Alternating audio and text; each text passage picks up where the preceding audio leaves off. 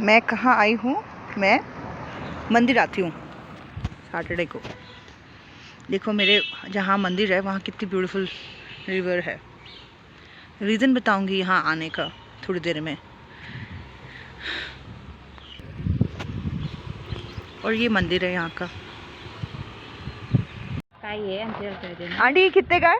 25। Okay.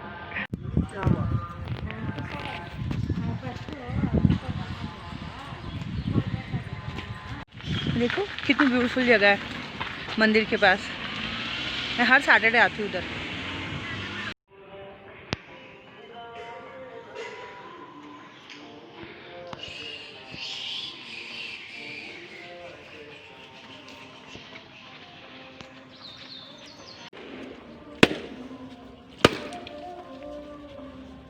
ये temple है बृहस्पति देव का, विष्णु जी का। हालांकि मैं थर्सडे को भी आती हूँ यहाँ पे, लेकिन अभी मैं चक्कर काट रही हूँ जो मंदिर के 4 काटते हैं। सो है ना, अपने धर्म से अपने उससे जुड़ना बहुत ज़रूरी है।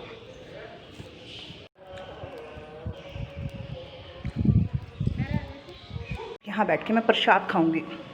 थोड़ी बारिश हो गई थोड़ी, इसलिए मुझे यहाँ इस खोखे के नीचे आके खड़ा होना पड़ रहा है।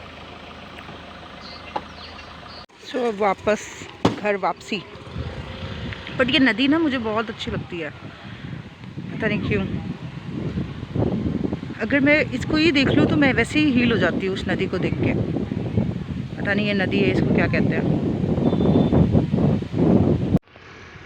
ये देखो है ना कितनी प्यारी।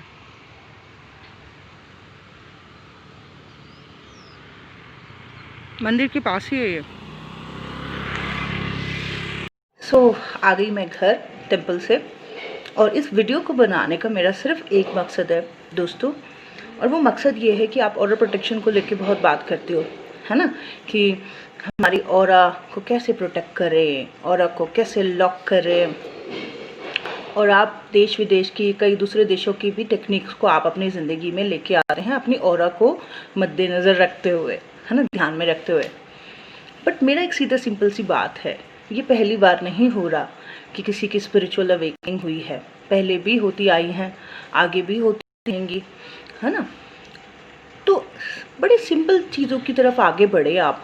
अब जैसे जापान है, उन्होंने बहुत सारी चीज़ें और प्रोटेक्शन को लेके कई अपनी देश की जो अच्छी चीज़ें थी दूसरी कंट्रीज़ तक पहुंचाई। प्राणिक हीलिंग, रेकी, बहुत सारी चीज़ें उन्होंने पहुंचाई, उनको बहुत फ़ायदे हुए उससे और उन्होंने पहुंचाई। बट मेरा पॉइंट ये है कि ऑरा सबसे पहले वीक होती कब है, कमज़ोर होती कब है, आत्मा कमज़ोर कब पड़ने लगती है, आप लो वाइब्रेशन होने कब लगते हो, जब आपकी ग्रह स्थिति कमज़ोर हो जाती है। जब ग्रह स्थिति प्लानिटरी सिचुएशन थोड़ी वीक हो जाती है तो आपका लक आपको फेवर नहीं करता और कार्मिक चीज़ें एक्सपीरियंस होने लगती हैं, ठीक है। तो ईजिली वो चीज़ें हो नहीं पाती जिनको आप करना चाहते हो या पाना चाहते हो, नहीं हो पाती वो चीज़ें, ठीक है। अब यहाँ पे आप अपने लक के ऊपर खुद ही काम करना पड़ता है, ठीक है।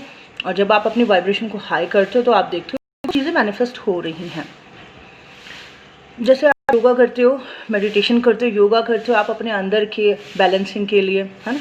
योगा इज सच अ, योगा जैसी कोई दूसरी चीज़ ही नहीं है, मतलब योगा के बराबर कोई दूसरी चीज़ है ही नहीं योगा जैसी चीज़। तो योगा से जैसे हमारा अंदर का बैलेंसिंग होता है, हमारे शिव शक्ति, ईड़ा पिंगला नाड़ी, फेमिनाइन मैस्कुलाइन एनर्जी को बैलेंस करने में भी योगा का बहुत बड़ा हाथ है, ठीक है ना। तो जब मेडिटेशन जो है करने से हम सोर्स के साथ कनेक्ट हो जाते हैं। तो ये जो दोनों प्रक्रियाएं कहीं ना कहीं हमें अंदर से जो है मजबूत बनाती है और शुद्ध करती है, और मजबूत एक तरीके से अंदर के प्रोसेस जो है एक उसमें बहुत मदद करती है योगा मेडिटेशन, ठीक है। बट हमको भगवान ने ये बॉडी भी दी है। अब इस बॉडी में जो है जब ग्रह स्थिति कमज़ोर हो जाती है तो नकारात्मक एनर्जीज जो है इस पर अटैक करती हैं, सोच हमारी थोड़ी वैसी हो जाती है, नकारात्मक फियर की एनर्जी होने लगती है, घबराहट, एंजाइटी, हर किसी के ऊपर शक होने लगता है, रोने लग जाते हैं, कमज़ोर पड़ जाते हैं ना। ऑरा कमज़ोर हो गई ग्रह स्थिति कमज़ोर होती। इस स्थिति में क्या किया जाए, सिंपलेस्ट, तो इस स्थिति में यही करना चाहिए। इस स्थिति में नहीं, आपको हमेशा ही करना चाहिए। आप जिस धर्म से बिलोंग करते हो वहाँ जाएं। अगर आप सरदार हैं तो आप गुरुद्वारे जाएं, ठीक है। हफ्ते में 2-3 बार गुरुद्वारे जाएं, ठीक है। सेवा करें, वहाँ पे हाथ जोड़ें, प्रार्थना करें। अगर आप क्रिश्चियन हैं तो आप चर्च जाएं, अगर आप हिंदू हैं तो आप मंदिर जाएं। सैटरडे, ट्यूसडे मन कर रहा है तो रोज़ भी जा सकते हो, वहाँ बैठ के प्रार्थना करें। वहाँ ऐसी मुस्लिम है तो नमाज़ पढ़ने जाएं मस्जिद में। तो रिलीजियस सेंटर ज़रूर जाएं। क्यों? रीज़न क्या, हमें भगवान ने ये बॉडी भी दी है और इस बॉडी के ऊपर भी बहुत सारी नकारात्मक ऊर्जाएं या एनर्जीज जो है अपना इफ़ेक्ट डाल देती हैं जब ऑरा हमारी कमज़ोर होती है, ग्रह हमारे कमज़ोर होते हैं। तो इस टाइम पीरियड में जब हम ऐसी जगहों पे जाते हैं तो यहाँ पे बड़ी हाई वाइब्रेशनल शक्तियाँ बैठी होती हैं, और ऐसी जगहों पे जब बंदा जाना शुरू करता है तो उसकी भी एनर्जी जो है धीरे धीरे ऊपर उठना शुरू करती है। वो घबराहट, जो नकारात्मक चीज़ उसके अंदर चल रही है, वो थोड़ी कम हो जाती है। ठीक है। और जो वो अपने आप को थोड़ा डरा डरा सा, घबराया सा, थोड़ा थोड़ा वो उस चीज़ से बाहर निकलता है, वो शुद्धिकरण होता है ऐसी जगहों पर जाके। ऐसे ही तो लोग थोड़ी ना जाते हैं। मैं चामुंडेश्वरी टेम्पल जाती हूँ यहाँ से मैसूर, इतना वहाँ जाके मुझे अच्छा लगता है। वैष्णो देवी गई थी तो मुझे बहुत अच्छा था। तो यहाँ बहुत बड़ी बड़ी शक्तियाँ बैठी होती हैं, यहाँ की वाइब्रेशन बहुत हाई होती है, वो घंटियों की आवाज़ से भी ऑरा जो है शुद्ध हो जाती है। तो इसलिए आप जिस भी धर्म से बिलोंग करते हैं ऐसे जगह पे ज़रूर जाएं। ठीक है। जो और चीज़ें आप कर रहे हैं वो तो आप कर ही रहे हो, है ना, अपने अंदर के शुद्धिकरण के लिए, सोर्स से कनेक्ट करने के लिए, बट अपनी ऑरा की शुद्धता के लिए भी आप ऐसी जगह जाएं। आप देखोगे कि आपको एक पीस ऑफ माइंड मिल रहा है। ठीक है। और आप अपने आप को थोड़ा सा पहले से जो है अच्छा फील करते हो। तो ये है। उसके अलावा और भी सिंपल सी टेक्निक्स हैं। थोड़ी देर धूप पे बैठ जाओ 10-20 मिनट, ऑरा शुद्ध हो जाएगी। थोड़ी देर जो है नमक के पानी से नहा लो, ऑरा शुद्ध हो जाएगी। ठीक है। और अगर नेचुरल सोर्सेज में जैसे कि झरने के नीचे नहाओ तब तो कहने ही क्या, तब तो बिल्कुल ही शुद्ध हो जाएगी। नदी में, झरने के नीचे बिल्कुल शुद्ध हो जाएगी। हरिद्वार के पानी में, गंगा जी में, है ना, या फिर थोड़ी देर ठंडी हवा में बस आप चक्कर काट लो 10-20 मिनट। आपको लगेगा थोड़ा सा।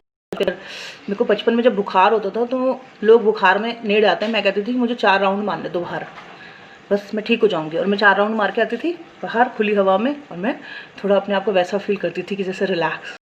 तो वो ऑरा पे जो गंदगी चिपकी है वो हमारा नेचर, कुदरत जो है वो हटा देता है, उसको निकाल देता है। तो बड़ी सिंपल सी टेक्निक्स है अपनी ऑरा को शुद्ध करने की। तो बस इतनी छोटी छोटी चीज़ें कर लो, है ना, और अपनी इन चीज़ों को देश विदेश तक फैला सकते हो, गाइडेंस पहुंचा सकते हो। जैसे जापान ने इतनी चीज़ें फैलाई हैं इधर उधर तक अपने देश में, और अपने लोगों को जैसे उसने वो किया, तो उसने वो अच्छी अच्छी चीज़ें कहाँ कहाँ फैलाई।